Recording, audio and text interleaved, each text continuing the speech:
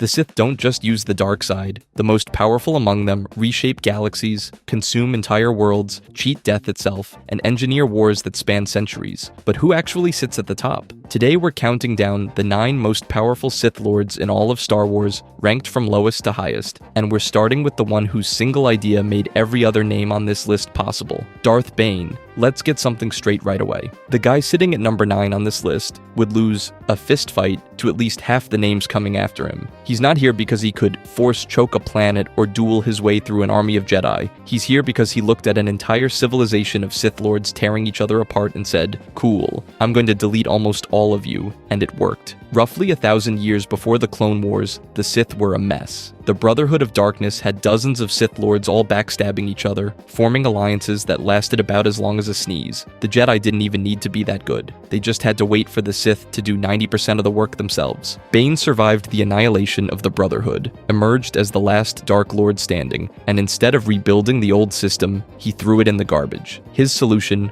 was the rule of two Sith, that's it. A master who embodies the power of the dark side, and an apprentice who craves that power enough to eventually kill the master and take their place. No more infighting among 100 rivals, no more diluting the dark side across an army of mediocre edgelords named Darth something. Just 2, getting stronger with every generation. Here's the thing, his apprentice, Darth Zana, actually defeated him in a duel on Ambria, and the Jedi saw this and went, "Great, the Sith are extinct. Pack it up, everyone," which is, not ideal for galactic security, because that wasn't the system failing. That was the system working exactly as intended. The apprentice surpassed the master, took the throne, and the Jedi had zero idea any of it happened. His greatest weapon was never a lightsaber, it was an idea. He built a self-refining lineage that concentrated dark side power across centuries, each generation stronger and more cunning than the last. Every single Sith on this list who comes after the prequel era, from Plagueis to Sidious, is a direct inheritor of Bane's 1,000-year conspiracy. He built the machine, everyone else just got to use it. But if you think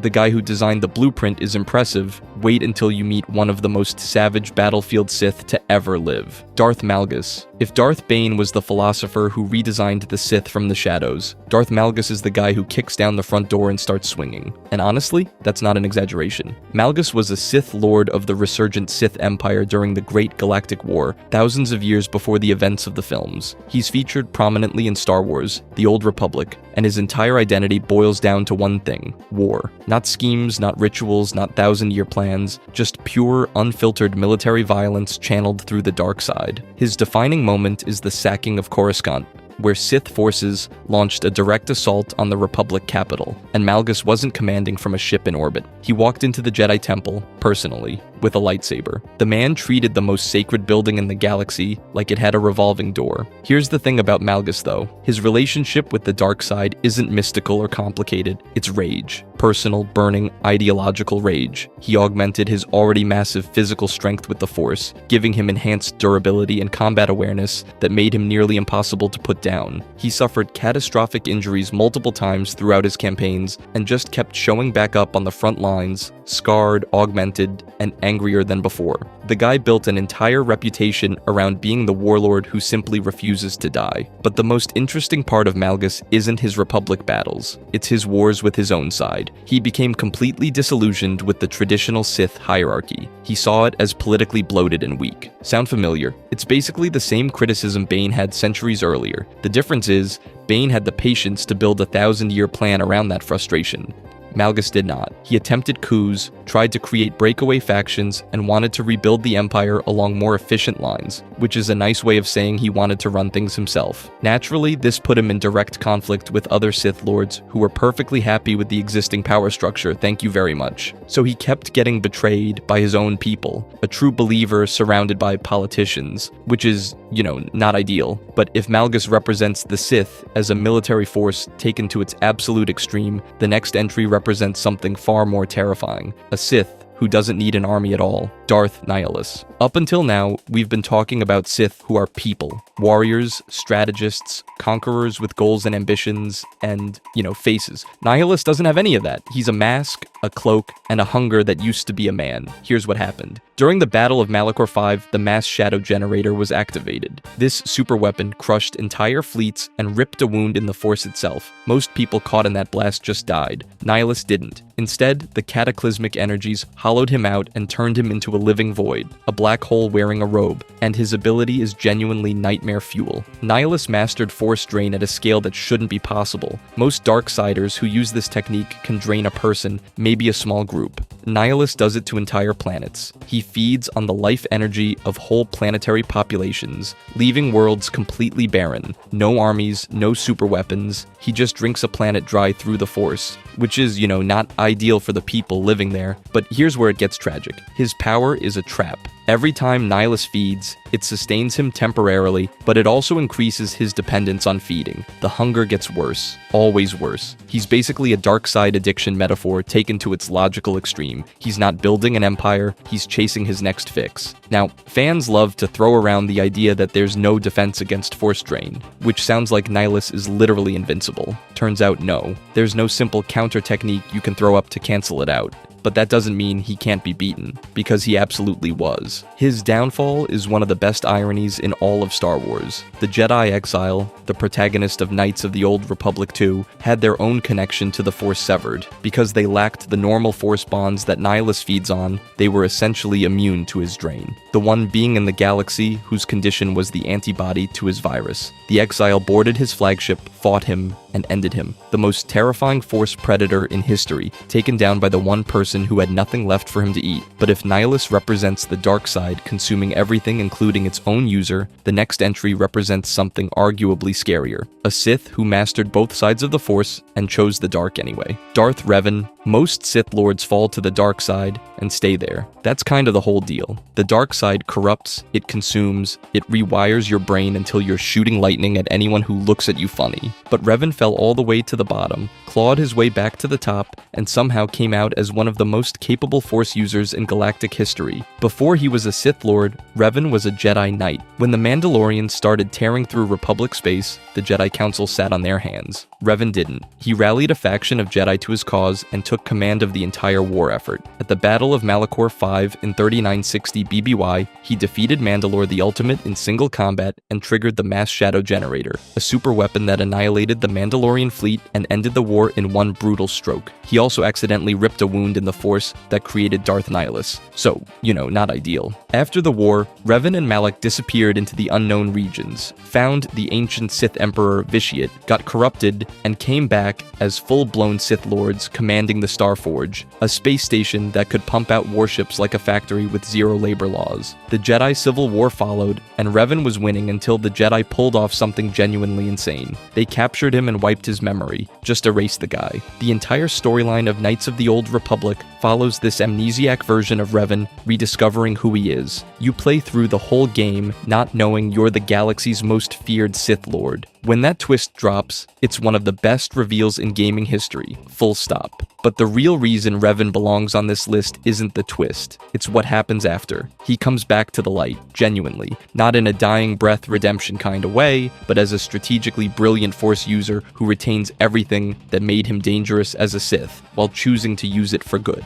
Most Sith who turn good either die immediately or lose half their abilities. Revan kept all of it. Now, in Legends, Revan's story is massive. Novels, games, comics, the works. In current canon, the Sith Eternal has a military unit called the Revan Legion, which confirms some version of him existed, but that's about it. The guy with arguably the most complete character arc of any Sith in history is currently reduced to a name on a troop roster, which is a little depressing, but if you think Revan's encounter with Vitiate was just a footnote, wait until you hear what that Emperor was actually planning on a galactic scale. Darth Vitiate. Take everything terrifying about Nihilus and give it a functioning brain. That's Vitiate. Where Nihilus is a starving animal stumbling from meal to meal, Vitiate is a patient sociopath willing to spend centuries laying groundwork for a single ritual. And that distinction is what makes him one of the most dangerous beings in Star Wars history. Born in 5113, BBY as Tenebrae, the illegitimate Sith son of Lord Drameth, this kid was demonstrating prodigious dark side talent before most children learned to tie their shoes. He carved a path of destruction across his home homeworld, took it over, and eventually became the Sith Emperor, ruling in various forms for nearly 500 years. 15 centuries of active scheming. Most civilizations don't last that long. He did it as one guy, but here's where it gets truly disturbing.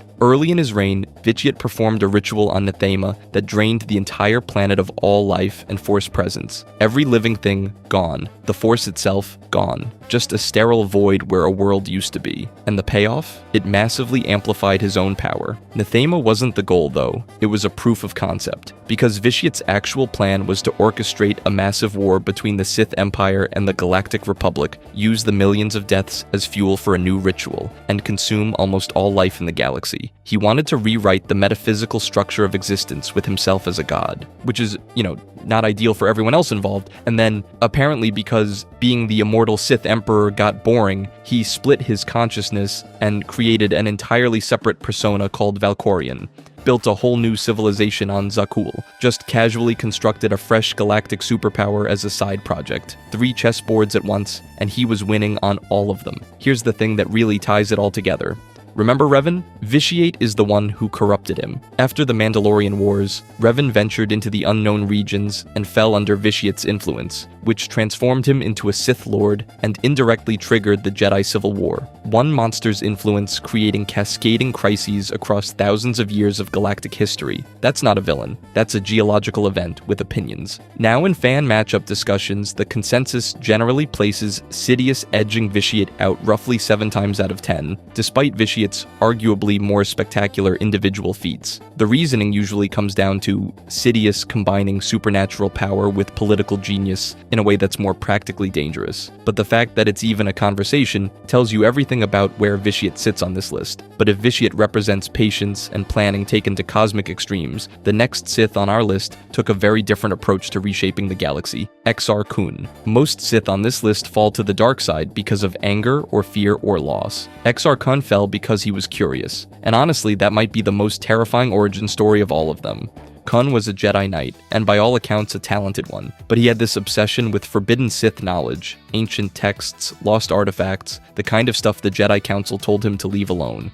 And like every person in history who's been told don't open that door, he kicked it clean off the hinges. Here's where the story gets genuinely tragic. A fallen Jedi named Ulic Qel-Droma enters the picture. Qel-Droma was originally a Republic hero who went undercover to infiltrate a dark side cult called the Krath. Classic, I'll pretend to be evil to destroy evil from the inside plan. And just like every single time that plan has ever been attempted, it went horribly wrong. He got corrupted, fell to the dark side, and eventually became Kun's apprentice. Together, roughly 4,000 years before the events of the films, they unleashed the Great Sith War. But Kun's power wasn't built on brute force. His strength centered on mastery of Sith artifacts, dark side alchemy, and ancient rituals. He used relics and temples on Yavin 4 to amplify his abilities, essentially turning entire structures into batteries for his Force experiments. He was less a warrior and more a dark academic who happened to be extremely good at killing people. Qel-Droma's partial redemption and betrayal of Kun proved crucial to the Jedi's counterattack, leading to a massive coordinated assault on Yavin 4. The Jedi combined their strength and bombarded Kun's stronghold, and that should have been the end of him. But here's the kicker. Rather than accept defeat, Kun sacrificed his physical body and bound his spirit directly to the dark side, saturated temples on Yavin 4. He survived, not as a person, but as a malevolent presence conscious and aware, trapped inside stone walls for thousands of years, which is, not ideal. And this is what makes Exar Kun genuinely unsettling. He's a dark parallel to Jedi who become luminous Force ghosts after death, where Obi-Wan transcends through selflessness and becomes one with the Force. Kun clings to existence through parasitic attachment. His immortality is a prison disguised as a victory. He's chained to a temple on a jungle moon, conscious but unable to leave for millennia. That's not winning. That's a sentence. His spirit later attempted to corrupt Luke Skywalker's new generation of Jedi students, proving that thousands of years of imprisonment didn't break his ambition. It just made him angrier. His story spans more time than almost anyone else on this list, and he spent the vast majority of it stuck inside a building.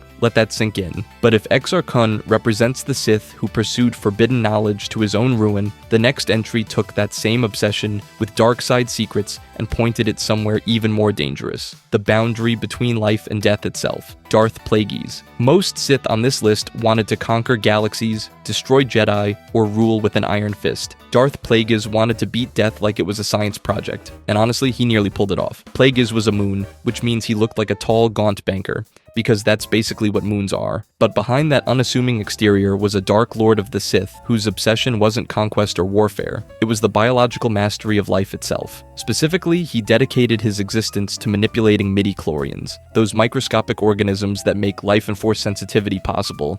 And according to everything we know, he actually figured it out. He could influence midi-chlorians to create life, sustain life, and prevent death from natural causes, which is, kind of a big deal. But here's where it gets interesting. While Plagueis was locked in his laboratory, playing God with the building blocks of existence, he was also training an apprentice, a young politician from Naboo named Sheev Palpatine. The division of labor was almost comical.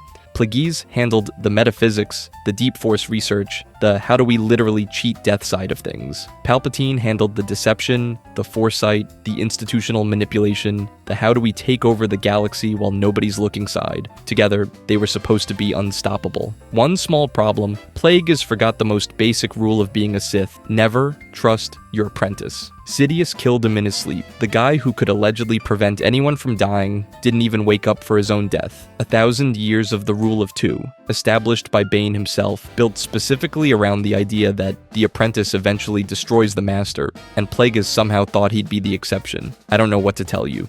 Now, you probably recognize this story because Palpatine tells a version of it to Anakin Skywalker in Revenge of the Sith, that opera house scene. Did you ever hear the tragedy of Darth Plagueis the Wise? It's one of the most famous moments in the entire franchise, and when you actually think about what's happening, it's absolutely unhinged. Palpatine is sitting there casually confessing to murder while simultaneously recruiting his next victim. He's telling Anakin, "My old master could save people from death, and I killed him." And Anakin's response is basically, "Tell me more." Incredible stuff. But the biggest hook with Plagueis isn't how he died. It's what he might have created. There's a tantalizing possibility, never fully confirmed, that his midi-chlorian experiments may have contributed to the spontaneous conception of Anakin Skywalker.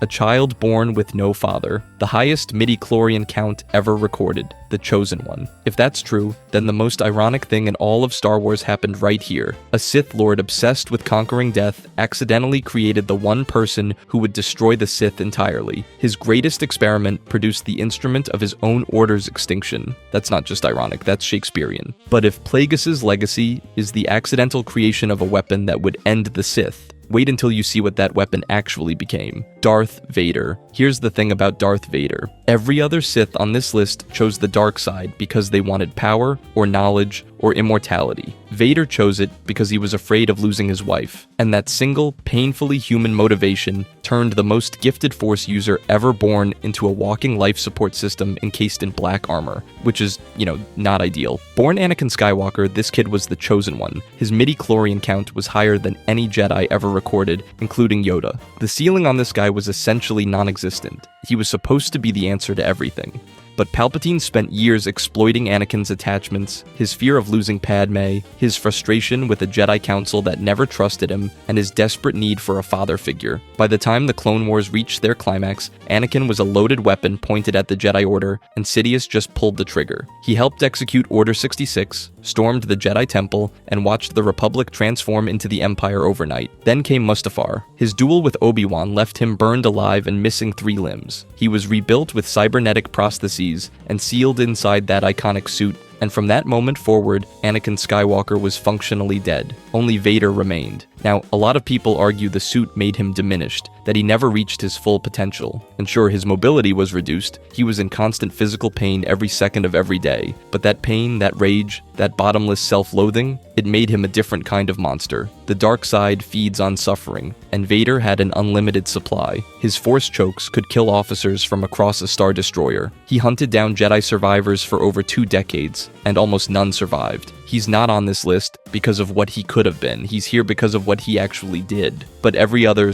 Sith on this countdown dies as a Sith. Vader doesn't. At the Battle of Endor, Luke Skywalker does something nobody thought possible. He refuses to fight his father, and instead appeals to the one thing buried beneath 2 decades of armor and hatred, Anakin Skywalker. When Sidious unleashes Force lightning on Luke, intent on killing him, Vader makes his choice. He grabs the Emperor, carries him to the reactor shaft, and throws him in. The lightning tears through his suit, frying his life support systems. He knows exactly what he's doing. He knows it will kill him, and he does it anyway. He asks Luke to remove the mask. He looks at his son with his own eyes for the first and last time. He dies not as Darth Vader, but as Anakin Skywalker, a Jedi. The Chosen One prophecy fulfilled, not through strength or conquest, but through a father's love for his son. He destroyed the reigning Sith Master, ended the Beniite lineage that had operated in secret for 1,000 years, and did it by choosing to stop being a Sith entirely. But if Vader was the blade that ended the Sith, there's still the question of the man who forged him into that blade in the first place, the most powerful Sith to ever live, Darth Sidious. Every single entry on this list has been building to one person. Bane designed the system, Plagueis refined it,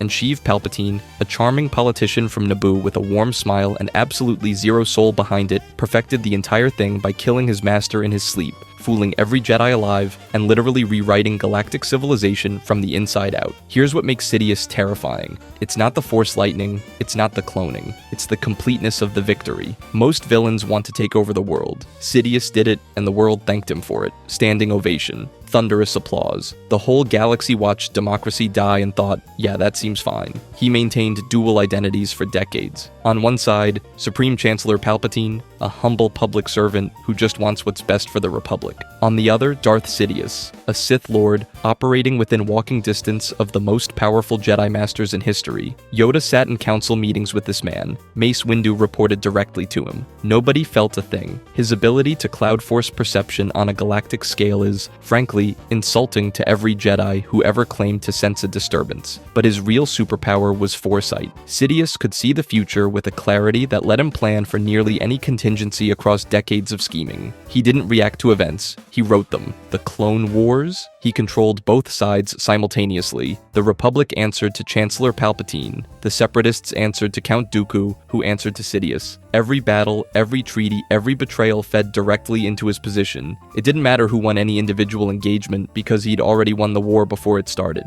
Then came Order 66. One command, and the Jedi were nearly extinct. He transformed the Republic into the Galactic Empire and ruled for over 2 decades until Vader threw him down a reactor shaft at Endor, which is, not ideal, except it didn't stick. Through dark side techniques and cloning, Sidious cheated death itself. He resurfaced in the unknown regions as the hidden leader of the Sith Eternal and the Final Order, pulling strings through a lineage that included his Strandcast creation Dathan and eventually his granddaughter Rey, who finally destroyed him at Exegol in 35 ABY. Even Plagueis only theorized about conquering death. Sidious actually did it, twice. And that's the point of this entire list. Bane created the Rule of Two 1,000 years before the Clone Wars. One master, one apprentice, a self-refining machine designed to produce the ultimate Sith Lord through a millennium of controlled succession and institutionalized betrayal. Every generation was supposed to be stronger, smarter, more ruthless than the last. Darth Sidious is what came out the other end. He didn't just win a war, he manipulated both sides of it, convinced a galaxy to applaud its own enslavement, annihilated an entire religious order, and built a Sith empire that lasted a generation with himself as its undisputed god. The 1,000-year plan worked, and Sheev Palpatine was the final product, the apex predator at the end of the longest, most patient conspiracy in galactic history. If you enjoyed this video and want to see more, click the video on the screen now.